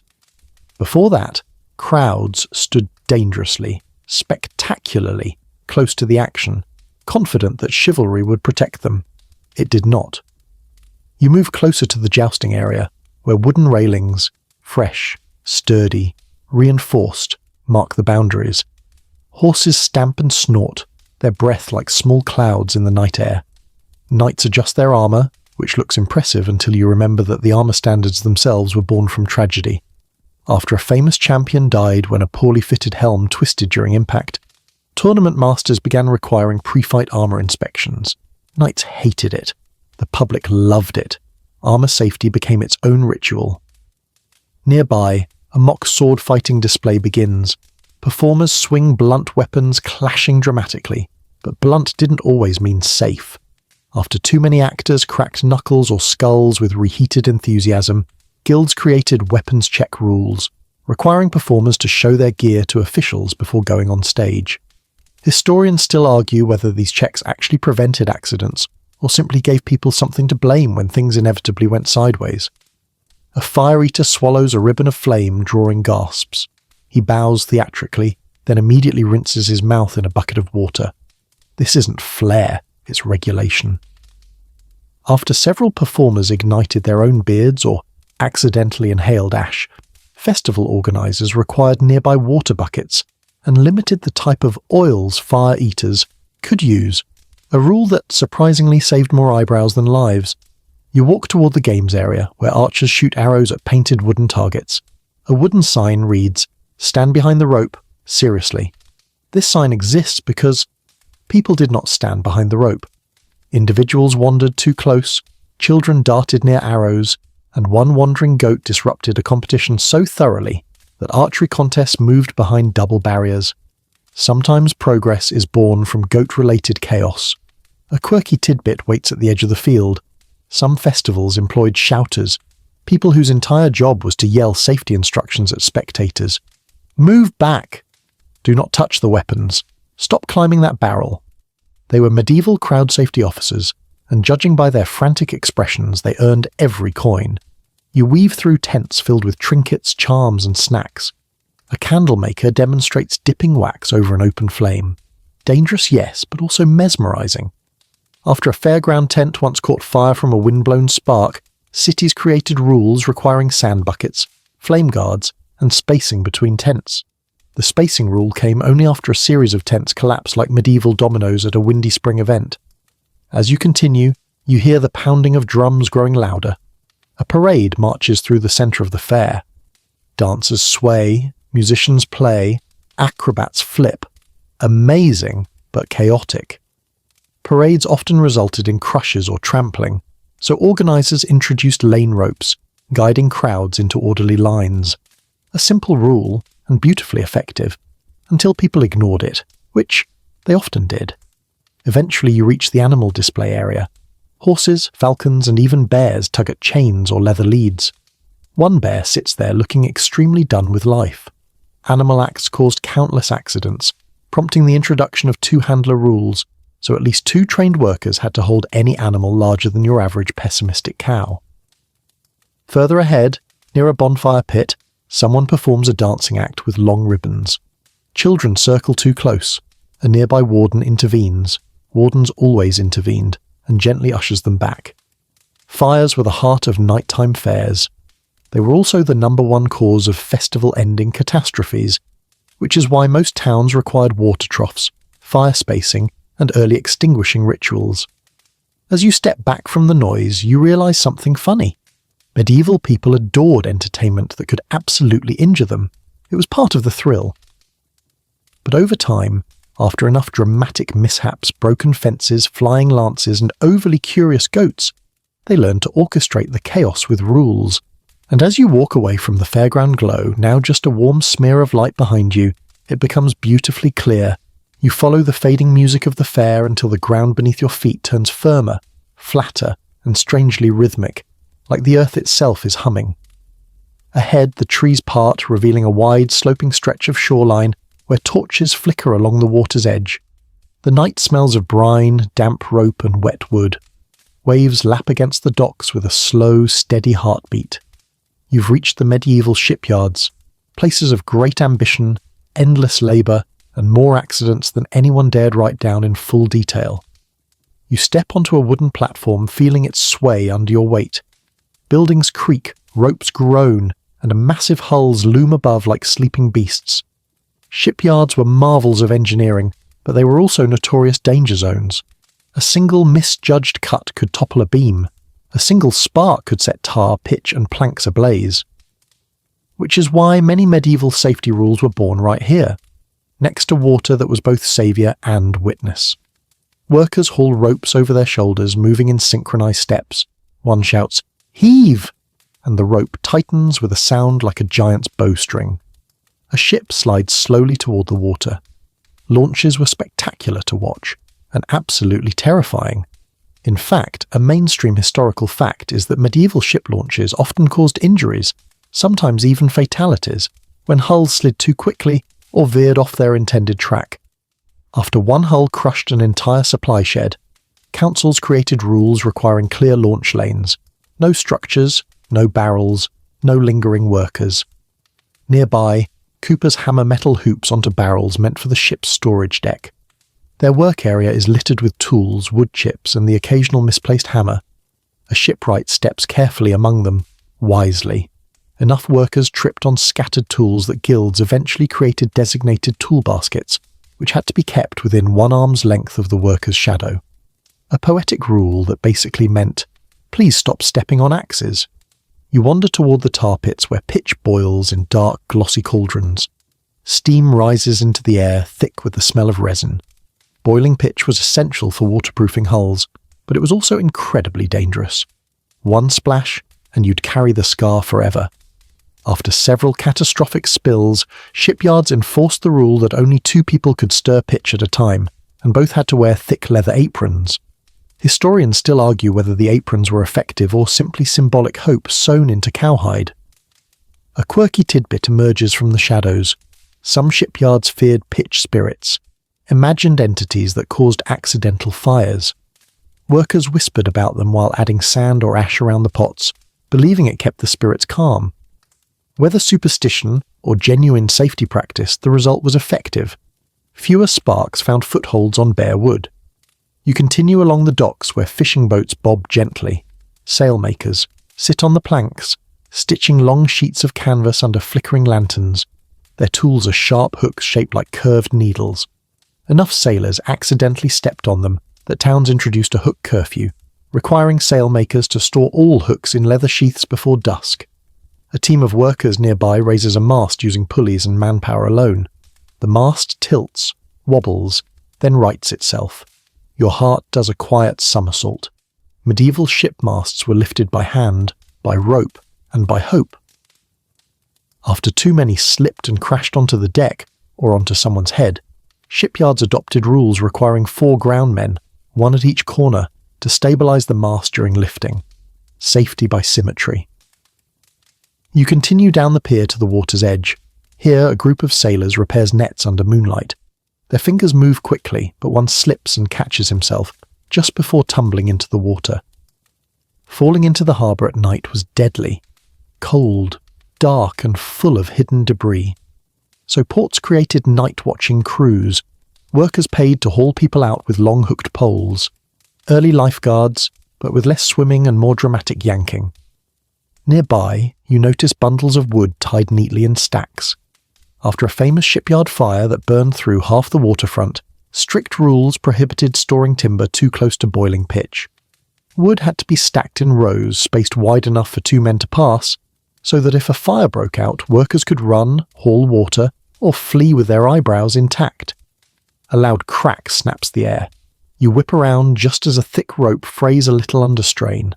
Shipyard ropes bore impossible loads, and rope failures were common and dramatic. So shipyards adopted the rule: if a rope shows white fibres, retire it. Simple, effective, invented after a rope snapped under a heavy hull and sent 3 workers flying into the shallows. They survived, drenched and livid, and demanded rules immediately. You approach a long wooden slip where a nearly finished ship rests, towering above you. Workers move like ants beneath it, inspecting every plank. Shipbuilders were meticulous because mistakes here echoed for miles at sea. Some towns required a blessing ceremony before launch, not as superstition, well, partly, but because it gathered workers together, letting officials inspect the hull one final time in daylight. A bell rings in the distance. It's not church bells, it's the harbour hazard bell, signalling that a storm is inbound. Shipyards were especially vulnerable during storms, and wooden structures toppled easily. After one tragic storm knocked 2 half-built ships onto their sides, ports established the rule: all hulls must be braced with crossbeams if storm clouds gather. The workers now scatter to reinforce beams and tie down sails with practiced speed. The wind picks up, ropes sway, lanterns flicker. Somewhere a chain clatters ominously. And as you step back from the water, feeling the weight of centuries of shipwrights working under the open sky, surrounded by danger and determination, one truth floats to the surface. You leave the salty air of the shipyards behind and follow a dirt path that winds toward the countryside. The noise of the town fades until all you hear is the soft chirping of insects, the distant bleating of sheep and the rhythmic swoosh of wind brushing through fields. The land stretches wide, peaceful, timeless, and yet this quiet world was one of the most dangerous workplaces in medieval life. Farming didn't just feed people, it created a surprising number of accidents that slowly shaped a whole set of rural safety rules. You step into a broad field of ripened grain. The stalks whisper against your legs, golden and soft. But beneath the beauty lies a daily war, against weather, against animals, against simple physics. A mainstream historical fact rises with the wind. Medieval farming was one of the highest risk occupations, even more dangerous than workshops or construction. Heavy tools, unpredictable animals, and long hours turned the fields into a living obstacle course. Ahead of you, a farmer swings a scythe in a wide, practiced arc. The blade glints sharply. It looks poetic from a distance, like a painting, but up close it's a spinning crescent of potential regret. Enough workers accidentally clipped their own legs, or the legs of unlucky neighbours, that villagers eventually adopted the rule: keep one man's length between workers during harvest. Simple, effective, and probably shouted daily. You step aside as another farmer guides a plough pulled by a pair of oxen. The oxen move steadily, their hooves thudding into the earth, but oxen had tempers and horns and very little concern for human toes. After several trampling incidents, rural hamlets created the quirkily named low-voice rule: no shouting near oxen while they were hitched. Apparently loud noises startled them into surprise pirouettes. Nearby, a woman gathers bundles of cut wheat while looking nervously at the sky. Weather was a constant threat. Rain didn't just ruin crops, it created mud that swallowed carts whole. After a cart famously sank so deep, the village priest declared it lost to the earth. Farming communities began reinforcing paths with brush and planks, creating early rural trackways to keep wagons from tilting and toppling onto workers. You pass a haystack, taller than a house, and impressively balanced. But haystacks sometimes collapsed, smothering anyone unlucky enough to be beneath them. After one catastrophic hay avalanche, yes, genuinely recorded, villagers required stacking teams of at least 2 people, so someone was always present to help if things went off the rails. A quirky tidbit blows across your mind like straw in the wind. In some regions, farmers believed whistling near hay invited misfortune. Historians still argue whether this superstition was spiritual, or whether one too many farmhands whistled while stacking carelessly and caused a cascade. You continue down the path and find a shepherd guiding a large flock. Dogs dart around, expertly herding the animals with quiet authority. But herding wasn't always neat. Before dog training became common, sheep scattered at the slightest provocation, leading to stampedes that knocked over fences, children, and once, famously, the visiting tax collector. After that delightful moment, many villages required herders to clear paths before driving flocks through town. Further along you find a group of workers repairing a wooden fence. Fences were constant hazards. Splintering posts, loose nails, sharp edges, all part of the medieval rural lifestyle. After several tetanus-like injuries, before tetanus had a name, communities introduced smooth post laws, requiring farmers to sand fence tops annually. It wasn't elegant, but it prevented a surprising number of splinters and infections. You continue into an orchard where trees sag under ripe fruit. A man climbs a ladder to reach the higher branches. The ladder sways. You feel your stomach drop. Falling from orchard ladders was one of the most common seasonal injuries. Eventually, rural councils introduced ladder angle rules, recommending ladders lean at 1 palm's width from the tree for each man's height. Did it make sense mathematically? No. Did it reduce falls? Somehow, yes. At the far edge of the orchard, workers lugged baskets of apples toward a press. Cider-making season was loved, celebrated, and deeply dangerous. The presses could crush hands, arms, or spirits. Enough accidents occurred that presses were required to have a designated turning team, rather than letting random volunteers take a turn. Apparently enthusiasm was not a substitute for training. You move toward a small stream that trickles along the fields. Children play nearby, floating leaves like tiny boats. But streams flooded quickly in the rainy months, sweeping away tools and sometimes livestock. After one goat became locally famous for its aquatic talents, villages created flood markers, simple sticks or stones showing when the water was too high to safely cross. You walk past beehives humming with life. Bees were treasured, vital for wax and honey, but they were also bees, unpredictable and slightly vengeful. After several stinging incidents near harvest festivals, villagers instituted smoke-only rules for calming hives before opening them. A lifesaver, literally, for people who were definitely allergic but did not know it. Further along you hear a shepherd boy blowing a horn. Not for music, this was a safety signal. Fields were large, workers spread out. After too many accidents where someone needed help and no one heard their cries, farmers began using horns or bells to signal emergencies. Rural communication networks before smartphones, and just as noisy. As you watch the moon rise above distant hills, illuminating crops and cottages with a silver glow, you realize something surprisingly profound. You leave the open fields behind, heading down a narrow dirt lane that winds toward a cluster of cottages where lamplight flickers softly in bedroom windows. It's quieter here. No hammering workshops, no jousts, no ship launches, just the gentle hush of family life settling into evening. But as peaceful as this looks, medieval childhood was surrounded by a surprising number of hazards. Children weren't just tiny humans. They were tiny agents of chaos with access to fire, wells, livestock, weapons, ladders, and anything else they could reach before someone shouted, "No, don't touch that!" You step past a low stone wall and into the small courtyard of a village home. A cat darts by. A rooster eyes you suspiciously. A child sits on the ground, playing with a wooden hoop, banging it a bit too close to the livestock pen. Immediately, a woman rushes over, gently pulling him back. Medieval parents might not have used the word supervision, but they practiced it constantly after generations of unfortunate accidents forced new rules. A mainstream historical fact settles in like a gentle warning. Medieval children were often given chores from the age of 5 or 6, which meant they handled tools, firewood, livestock, and water, each task carrying risks adults couldn't ignore. Over time, households developed an entire culture of child safety customs, not written in law books, but passed down quietly, out of necessity.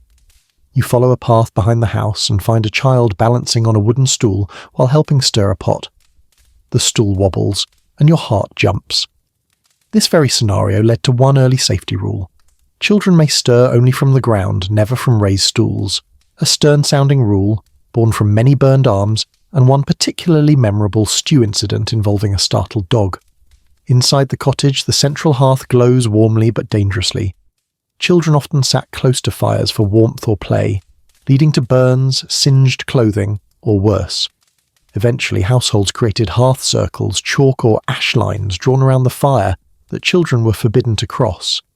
A quirky tidbit. In some regions, crossing the hearth line meant the child would have to do a chore they hated. Is this safety or psychological trickery? Historians still argue. Near the window, a small cradle sits suspended from wooden beams, gently rocking. Hanging cradles were common and oddly practical. They kept babies away from cold floors, rodents, and falling embers. But early versions sometimes flipped over. After a particularly infamous cradle-tipping incident, families reinforced them with swing limit ropes, preventing babies from being launched like medieval trebuchet ammunition. Outside again, you watch children chasing each other between water buckets. Wells and streams were huge hazards. Children liked peering into anything mysterious, and wells were basically medieval curiosity magnets. That's why villages eventually enforced the rule: children must be accompanied to the well, and in some regions children weren't allowed to draw water at all. Not because they weren't trusted with the rope, but because the rope wasn't trusted with them. A little farther down the lane, you find a small fenced area where goats graze. Goats look harmless until you remember they have horns, attitudes, and no respect for personal space. After countless, unexpected goat collisions, families kept children away from pens at feeding times. Historians still debate whether goats caused extra trouble, or if children simply caused goats to reconsider their own life choices. You meet a group of children playing near a wooden ladder leaning against a house. They look ready to climb it just for fun. A woman notices and instantly shoos them away. Falling from ladders was one of the most common childhood injuries. Villagers responded with a firm tradition. Ladders must be laid flat when not in use, a simple practice, surprisingly effective, and still used in rural places today. You hear laughter coming from a barn. Inside, older children practice helping with cattle, a rite of passage. But barns were filled with hazards, sharp tools, haylofts, heavy doors, and unpredictable animals. After children were injured by falling from lofts, villages insisted on hayloft gate bars, simple wooden bars across openings to keep kids from stepping into thin air. As you wander to the far edge of the village, you spot a small pond shimmering in moonlight. Children loved water. Too much. Drownings were tragically common. Eventually, families created seasonal rules. No pond visits in winter, when ice was thin, and no pond visits in early spring, when the water swelled with snowmelt. Did children follow these rules? Sometimes. Did the rules save lives? Absolutely. A quirky superstition floats into your mind as you watch fireflies blink across the grass. Some families believed fireflies warned children away from dark places, and kids were told that glowing spirits would guide or protect them. Historians still argue whether this was sincere belief or an early bedtime tactic. You return to the village square, where a warden patrols lazily. In many communities, wardens enforced curfew bells, requiring children to be home by dusk. This wasn't just about discipline. It kept them away from carts, drunks, wolves, and poorly lit streets where tripping hazards lurked in every shadow. As you stroll past cottages lit softly by rush lamps, you realize something subtle and beautiful. Despite the era's dangers, medieval people loved fiercely and protected quietly. Their rules weren't long scrolls or proclamations. They were household habits, whispered warnings, and gentle nudges away from danger. And as you watch a mother scoop up a yawning child, pulling him close before disappearing inside, you understand. You head farther from the cottages until the path narrows again, winding toward a line of stone buildings shaped by silence and discipline. The air grows still, cooler, and tinged with beeswax, old parchment, and something comfortingly bland, like boiled vegetables and quiet decisions. You've arrived at the monastery, where the daily life of monks looks peaceful from the outside, but hides a surprising number of odd dangers. And as always, medieval people responded with rules, some sensible, some strange, some so peculiar you can practically hear the scribe muttering, "I'm only writing this down because Brother Thomas won't stop bumping into things." You step through an archway and into a cloister. Moonlight washes over the courtyard garden, illuminating herbs, stone benches, and a fountain murmuring softly. A hooded monk drifts past like a ghost with chores.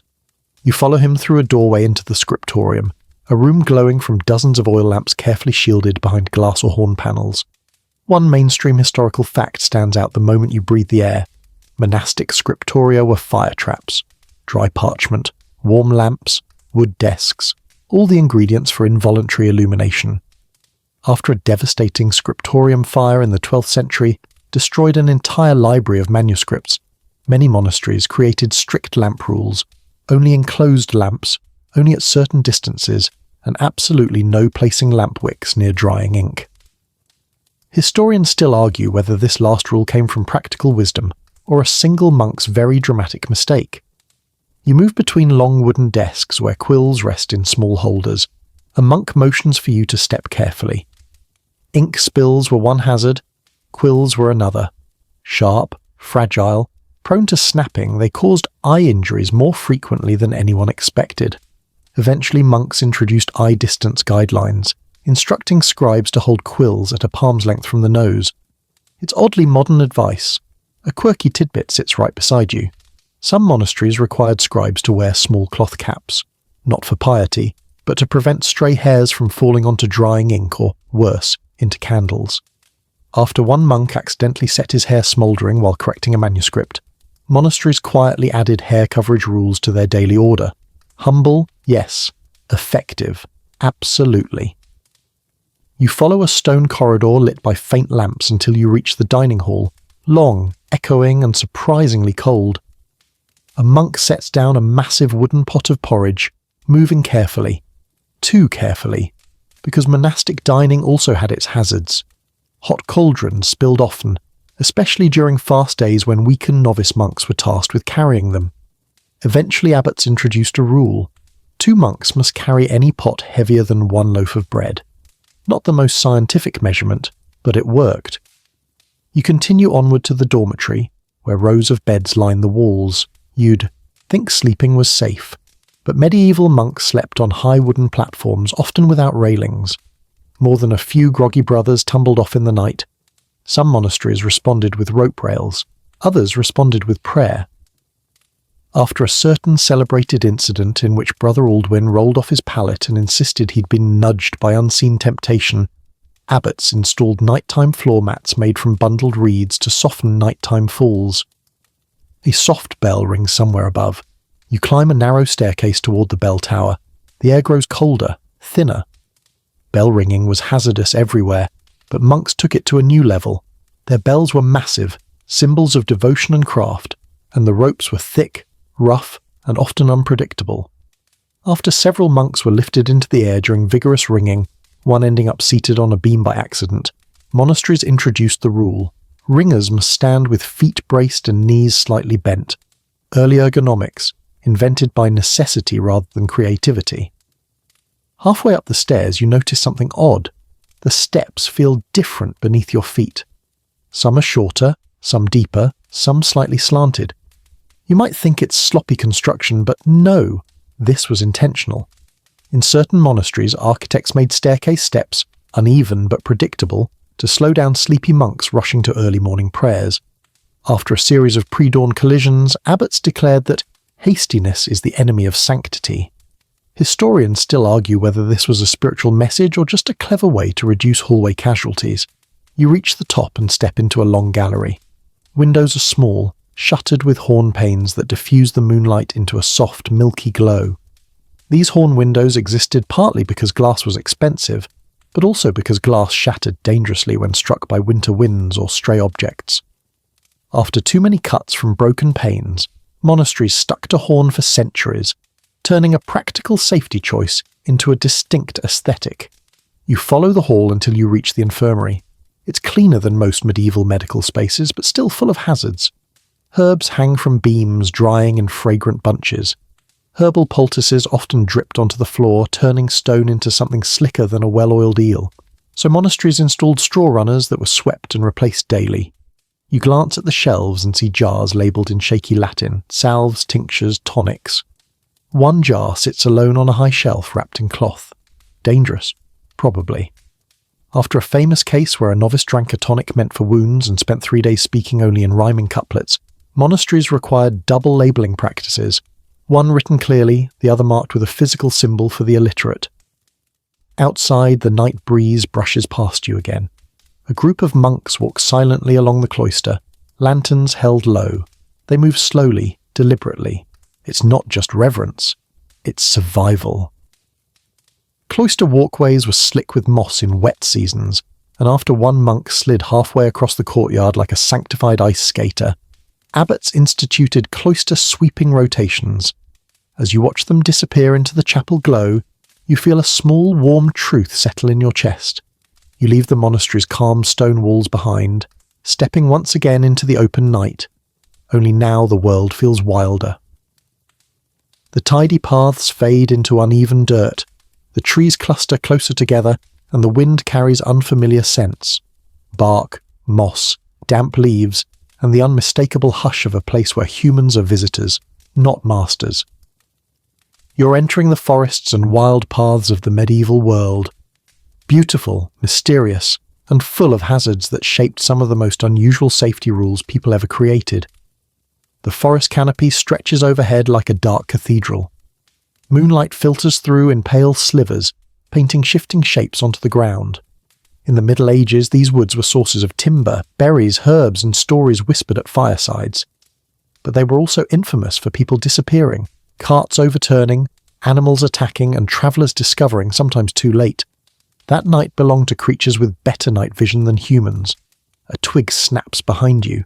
You turn instinctively. Nothing. Just a deer slipping deeper into the shadows. But this moment alone explains a mainstream historical fact. Medieval travellers rarely walked forest paths at night unless absolutely necessary, and towns established strict guidelines encouraging people to travel in groups. Lone travellers vanished often enough that group travel became a near-universal rule. You step onto a narrow path lined with twisted roots. One wrong step could easily turn an ankle. Enough merchants complained about sprains and the long walks home afterward that some villages instituted route-cutting days where men cleared major pathways of hazards every spring. Did it solve everything? Not at all. Did it reduce the number of travelling monks who limped into town grumbling about tree vengeance? Absolutely. The wind rustles again, this time with something sharper in its tone. A wolf howl rises from somewhere far off. Medieval wolves were not the shy creatures of modern forests. They were bold, hungry, and sometimes desperate. Enough attacks occurred during harsh winters that rural communities created curfews. No forest travel after dusk, enforced by church bells or watch criers. Some even posted wooden wolf signs on major routes as warnings. Historians still argue whether these signs worked or simply terrified travellers faster. A quirky tidbit slides into your mind as you continue deeper. In some regions, people carried little metal bells on their belts to ward off night spirits.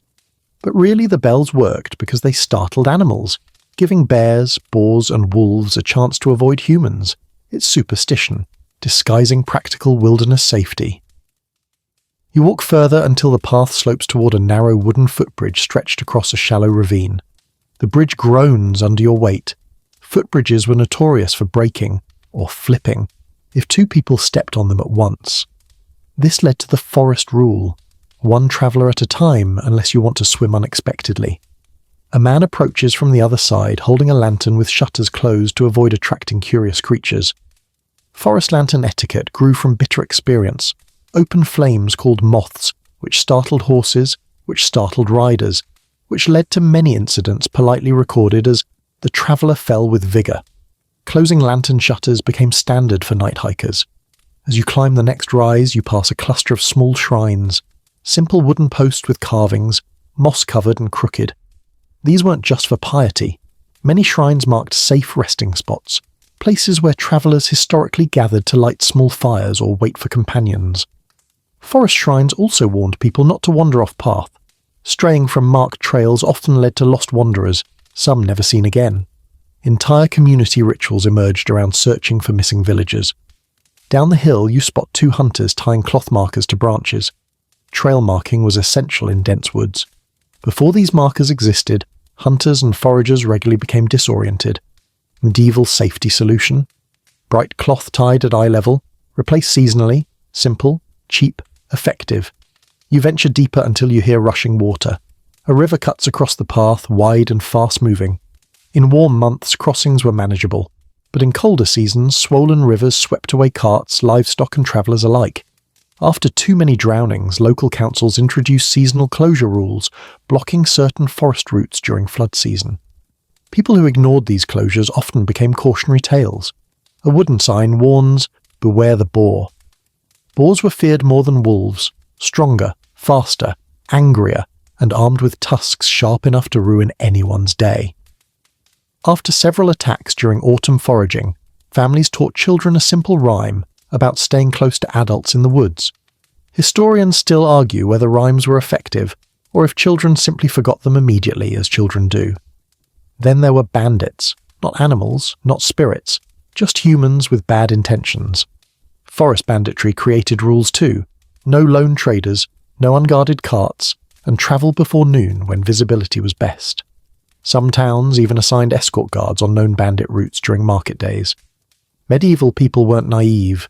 They respected the forest, but they also feared the things inside it with pockets and poor morality. As you walk, you feel how the world quiets. Your steps crunch softly on leaves, your breath visible in the cold, the trees whispering their own stories. You reach a small clearing, where travellers once built communal wind shelters using fallen branches. These improvised huts were lifesavers during sudden storms. After one merchant nearly froze in a snow squall, communities along certain trade roads created emergency shelters, rest points with fire pits and thatched roofs. Primitive, yes, but practical. Finally you reach the forest edge. Lights from distant cottages flicker like fireflies. The air warms, the ground levels, your shoulders relax, and in that moment you understand something deep. You leave the forest's shadow behind and follow a winding lane toward a cluster of dimly lit houses, each marked with the faint glow of herb bundles hanging from doorways and the soft murmuring of people seeking help. You're entering the medical heart of the medieval world, a place where healers, midwives, herb wives, barber surgeons and apothecaries all worked with confidence, creativity, and occasionally alarming levels of optimism. Medicine back then wasn't just risky, it was borderline acrobatic. People trusted remedies that ranged from brilliant to bizarre, and every failed cure, misjudged dose, or over-enthusiastic treatment helped inspire the early safety rules that kept medieval healthcare from becoming medieval health scare. You step inside a small hut belonging to a village healer. Dried herbs dangle from rafters, their smells mixing into something both soothing and suspicious. A woman grinds plants with a stone mortar. She looks focused, but she pauses to greet you with a nod before reminding her apprentice, firmly, to avoid mixing the hot herbs with the cooling herbs. A mainstream historical fact. Medieval medicine was deeply rooted in balancing humours, and certain mixtures genuinely caused burns or violent reactions. Enough botanical explosions occurred that healers adopted strict herb separation rules, keeping aggressive plants on different shelves. You wander closer to the work table. There you see jars filled with mysterious contents, powdered roots, dried fungi, animal fats, and tinctures so murky they look like liquid nighttime. Everything is carefully labelled with symbols, flowers, stars, leaves, simple icons meant for the semi-literate. Why? Because after several apprentices confused soothing balm with purgative compound, healers across multiple regions standardized dual-label systems to prevent disastrous mix-ups. A quirky tidbit sits right beside you. A carved wooden spoon bent at a strange angle. It's a dosage spoon, not decorative, regulatory. In certain villages, spoons were intentionally made small to prevent healers from giving overly generous doses. After a few generous healers dosed clients into multi-day hallucinations, communities quietly agreed smaller spoons were the wiser path. You hear a shout outside. A barber surgeon wheels his portable table across the dirt. His tools, saws, razors, hooks clatter ominously. The barber surgeon trades charm for certainty. He is confident, practiced, and terrifyingly casual. Bloodletting, tooth-pulling, wound-stitching, quick, messy, unavoidable. Enough patients fainted, fell, or rolled dramatically off the stool that towns implemented the rule. Surgeries must be performed with a wall or post behind the patient so they couldn't topple backward. Another mainstream fact. Bloodletting was so common that some towns created bleeding quotas, limiting how many people a barber surgeon could treat in a day to prevent exhaustion and mistakes. Did this save lives? Probably. Did barber surgeons complain? Absolutely. You follow a series of lanterns to a midwife's home. She steps out carrying clean cloths, hands steady, eyes sharp. Midwives were the backbone of community health, but even they faced dangers. After several nighttime accidents where midwives tripped rushing to births, villages created midwife path rules, clear, swept lanes between homes so midwives could move quickly without stumbling on tools, rocks, or wandering chickens.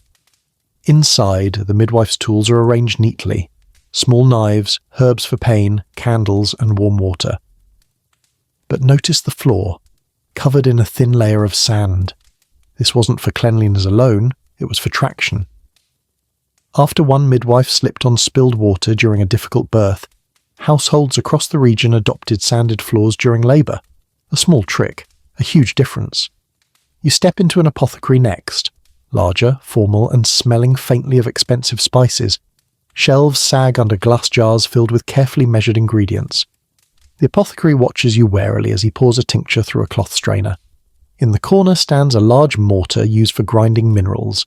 Medieval apothecaries used metals like lead, mercury, and arsenic, believing them medicinal. Enough poisoning incidents occurred that apothecaries created night curfews. No grinding or measuring after sunset, when fatigue made mistakes more likely. A particularly odd device catches your eye. A long wooden stick with notches carved along its length. It's a dosage measure, used to estimate safe amounts based on the patient's age and weight. Not entirely accurate, but better than eyeballing. After several overdoses due to guesswork, apothecaries built these sticks into their profession's identity. You hear coughing from behind a curtain. A healer tends to a patient wrapped in blankets stirring a steaming brew. But the healer pauses to open a small window flap, letting in air. Why? Because after too many healers fainted from burning too many strong herbs indoors, communities required ventilation breaks during intense treatments. Outside in the street, you pass a group of people waiting nervously. Some clutch poultices. Some hold charms. Some carry herbs supposedly blessed by saints. Not all safety rules came from rational origins. Some came from fear. People believed certain plants must be harvested only under moonlight because daylight spoiled their power. Historians still argue if these rituals were spiritual, or if moonlit gatherings simply reduced the risk of heat stroke. You turn toward the river, where a wooden platform serves as the town's bathing place. Bathing was considered healthful, but slippery. Enough people fell, hit rocks, or drifted downstream that some towns required rope lines across communal bathing areas, giving bathers something to grab if currents grew unfriendly. Walking back through the village, you notice something else. Nearly every healer has a companion animal, cats to eat mice, dogs to guard the door, even a few owls in barns to keep insects away. Practical safety disguised as folklore. And now, as you reach the edge of the healer's quarter, a simple truth settles over you like a warm cloth. You continue wandering beyond the healer's quarter until the path opens into the kind of quiet that feels almost staged. Too still, too gentle, like the world is holding its breath after a long day of noise. Ahead lies a small cluster of cottages, each with darkened windows and curling smoke drifting softly from chimneys. These are the small towns and tiny villages where disasters didn't just make headlines. They became legends, warnings, and eventually, safety rules whispered from parent to child. Small towns lived on the edge of everything: wilderness, weather, hunger, fire, and fate. And because no one was coming to rescue them, not a king, not a knight, not an official inspector, their safety rules were forged from raw experience. As you step into the main square, a modest patch of packed earth surrounded by wooden homes, you notice a large stone set in the ground. A faint line is etched across it. A villager once told you this was a floodstone marking how high the water reached during a devastating overflow 50 years ago. That flood swallowed tools, livestock, and 2 entire barns. After that, the village decided no building within 1 ox length of the riverbank. Not a precise unit, but surprisingly effective. A mainstream historical fact emerges. Many medieval villages operated almost entirely on unofficial safety customs because written laws were too slow or too far away. Disasters came first. Rules came after. You walk past a house with a reinforced wall, thicker, darker, clearly repaired. That patch tells a story you can almost hear. Windstorms. Violent ones. After a storm once ripped a roof from a cottage and deposited it into the local pond where it floated shamefully for days, villagers created wind season rules. Thatch must be tied with fresh cord before winter, chimneys inspected monthly, roofs weighted with stones. Practical? Yes. Aesthetic? Questionable. A dog barks somewhere, a lantern sputters, and then you hear it, the clatter of a cart hitting a rock. You turn to see a farmer wrestling with a wheel that's clearly wobbling its resignation letter. Enough carts collapsed on rural roads that towns began requiring wheelwrights to carve inspection marks, small symbols showing a wheel had been checked within the season. If the mark was missing, villagers simply refused to help pull you out of a ditch. You follow a trail toward a small bridge, really just a few planks stretched across a ditch, but notice the posts hammered into the ground beside it. These weren't decorative. They were handhold stakes, installed after a villager slipped on dew-slick planks and fell face-first into the mud. A harmless accident, mostly, but he complained so loudly for so long that the village finally said, "Fine, we'll add posts." A quirky tidbit drifts through your thoughts. Some villages used hazard bells distinct from church bells. Instead of ringing for prayer, they rang once, just once, to signal a broken fence, a loose animal, a fire spark, or some other urgent fix. Imagine a medieval neighbourhood watch, but powered by one very dramatic bell strike. You enter a narrow alley between 2 homes. Low beams hang overhead. so low that taller visitors routinely met them with their foreheads. After a visiting merchant knocked himself senseless on a beam known locally as the Widowmaker, villagers softened low beams by wrapping them in old clothes or wool, turning disaster into a medieval foam bumper. You emerged near the communal oven, a large dome of stone where villagers gathered to bake bread once a week. These ovens could get dangerously hot. One exploded, not from heat, but from someone accidentally sealing it too tightly. After that, the rule became, never patch cracks before firing and always leave a thumb-width vent. Safety by ventilation, discovered through regret. Farther along, you spot a well trimmed by neat wooden posts. But unlike the town wells you saw earlier, this one has something extra. A simple rope tied across the top at waist height. That rope exists because someone once leaned too far trying to retrieve a dropped cup. The rope doesn't block you completely, it just nudges you into not being stupid. Medieval engineering at its finest. You approach the animal pens where cows shuffle sleepily and sheep nestle in the hay. But notice the stone slab placed at the gate threshold. A hoof wiper. After a cow slipped in mud, panicked, and broke through a fence, villagers created this rule. Animals must wipe mud off hooves, with human help of course, before entering the enclosure. It sounds silly. It worked brilliantly. Then there was fire. Always fire. Small villages dreaded it because once flames started, there was no fire brigade, no pumps, no sandstone buckets in neat rows. Just neighbours with water and hope. After one winter blaze destroyed half a hamlet, villagers established burning curfews. No fire tending after dark except for heating. They also stored ladders outside homes, so anyone could reach the roof quickly during an emergency. A small village invention that saved countless homes. You pass a hut patched with clay, where a widow boils laundry in a bubbling cauldron. She checks the wind before tossing more wood on the fire. Laundry day might not seem dangerous, but boiling water, slippery soap, heavy tubs, and uneven ground cause so many injuries that communities created laundry day buddy rules. Always wash with a companion, especially when carrying boiling water. It's basically the medieval equivalent of don't swim alone. Finally, you reach the edge of the village where a single lantern flickers at a crossroads. A simple sign hangs beneath it. Walk slow, watch feet, mind wind. It sounds almost poetic, but it's practical advice after centuries of slips, storms, and stumbles. And as you stand there under the quiet glow, one thought rises with the lantern flame. You leave the quiet little village behind and step onto a long dirt road where the night stretches open and wide. The sky hangs low with stars, the kind that look close enough to touch if you just stood on your toes. The world feels peaceful, but there's a heaviness in the air you can't quite name yet. A tension beneath the calm, almost like the land itself remembers. People in the Middle Ages lived through countless small dangers every day. Fires, carts, wolves, slips, storms.